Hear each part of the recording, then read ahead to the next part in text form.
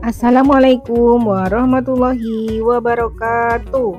Halo anak-anak, jumpa lagi dengan channel Rajin Belajar. Bagaimana kabar kalian hari ini? Semoga sehat ya dan terus semangat untuk belajar. Di video kali ini kita akan belajar bahasa Indonesia untuk kelas 4 sekolah dasar bab 7 asal usul. Materi ini sesuai dengan buku paket kurikulum Merdeka.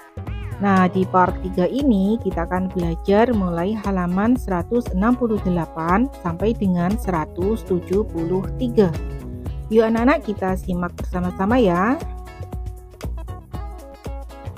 Anak-anak, tahukah kalian ternyata banyak sekali kata dalam bahasa Indonesia yang merupakan serapan dari bahasa asing ataupun bahasa daerah. Bahasa asing yang banyak berpengaruh antara lain adalah bahasa Sangsekerta, Arab, Tionghoa, Belanda, Portugis, dan Inggris. Contoh dari bahasa Arab: daftar, ilmu, nikmat, sabar. Dari bahasa Tionghoa: bakmi, becak, cawan, giwang. Dari bahasa Belanda: absen, kartu, permen, televisi. Dari bahasa Sangsekerta: desa, jiwa, negara, upacara. Dari bahasa Portugis: bendera, jendela, kereta, meja.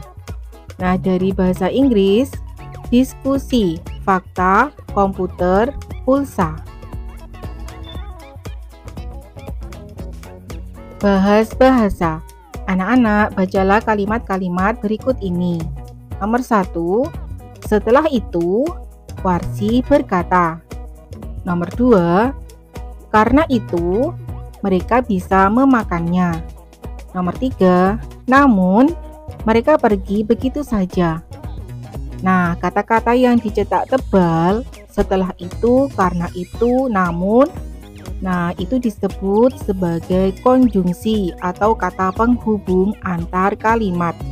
Ia disebut kata penghubung karena fungsinya menghubungkan dua kalimat. Nah, antara lain untuk 1. Untuk kata menjelaskan kejadian yang akan terjadi berikutnya. Nah, arti sebenarnya selanjutnya, setelah itu. Nah, kemudian nomor 2, menjelaskan keadaan yang bertentangan. Arti sebenarnya akan tetapi, namun. Untuk nomor 3, menjelaskan keadaan yang merupakan akibat dari kalimat sebelumnya. Arti sebenarnya, akibatnya, oleh karena itu. Kemudian nomor 4, menguatkan keadaan sebelumnya. Arti sebenarnya, malah, bahkan. Kegiatan menulis. Nomor 1, perhatikan gambar-gambar di bawah ini. Nah, di sini ada 6 gambar yang kalian amati ya. Nomor 2, di buku kalian buatlah 1 atau 2 kalimat yang menggambarkan kejadian di dalam setiap gambar. Nah, setelah kalian amati, kemungkinan urutannya adalah mulai nomor 5, 1, 3, 6, 4, 2. Nah, ini kemungkinan saja ya anak-anak, bisa saja dengan jawaban teman kalian akan berbeda. Kita mulai dari nomor 5. Kalimatnya, dengan menaiki perahunya, tokoh pergi mencari tempat tinggal. Nomor 1, sampai di tempat yang menurutnya bagus, tokoh menambatkan perahunya. Nomor 3, tokoh mulai membuat rumah. Nomor 6, rumahnya selesai, semuanya menyenangkan, sampai.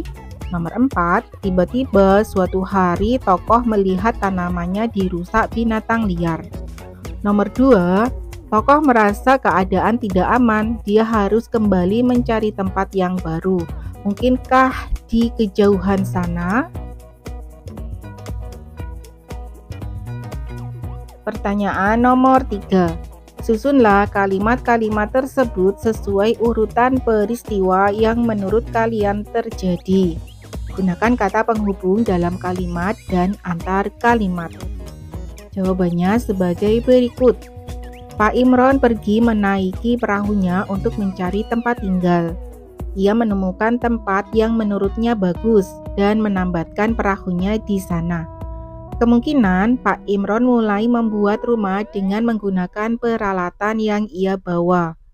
Rumah yang dibuat Pak Imron pun selesai dengan dikelilingi banyak tanaman. Namun tak lama setelah itu, Pak Imron mendapat semua tanamannya dirusak oleh binatang liar.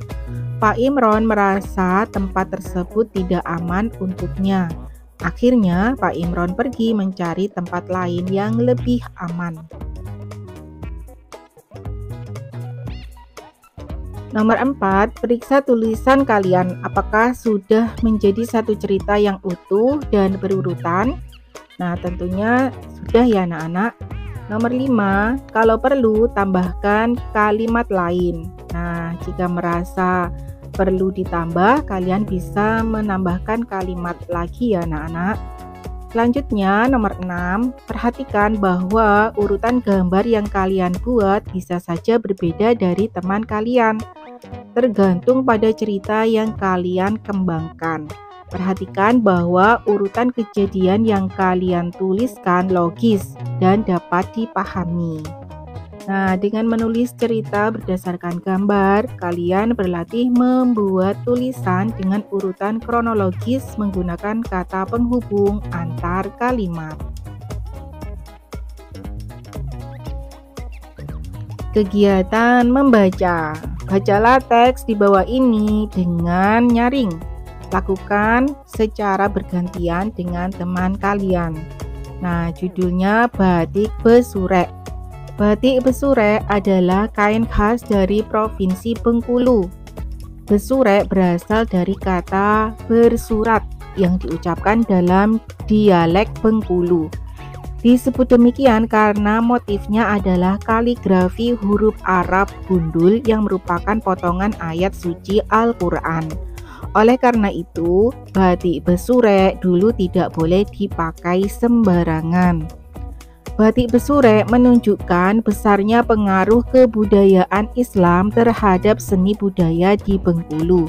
Sebagian ahli memperkirakan batik besurek sudah ada sejak abad ke-16 atau 17, seiring dengan datangnya pedagang Arab dan pekerja dari India yang beragama Islam.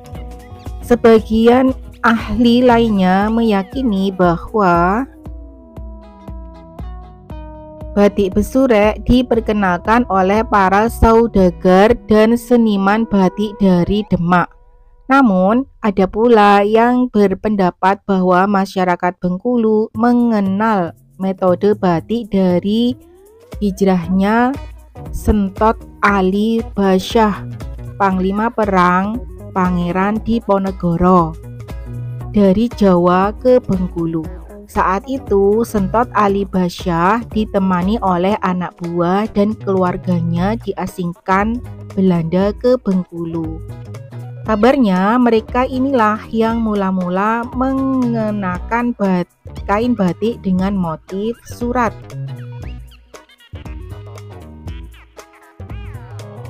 Dulu batik besurek hanya digunakan pada upacara adat seperti pernikahan. Misalnya, dijadikan sampiran di kamar pengantin atau dijadikan penutup kepala pengantin pria. Selain itu, batik besurek juga digunakan sebagai kain penutup Al-Quran. Dalam perkembangannya, motif batik besurek dipadukan dengan motif khas Bengkulu, yaitu bunga rafflesia. Di samping itu, motif huruf Arab atau mirip huruf Arab yang dipakai pun tak lagi memiliki makna ayat suci. Karena itu, kini batik besurek dapat digunakan sehari-hari.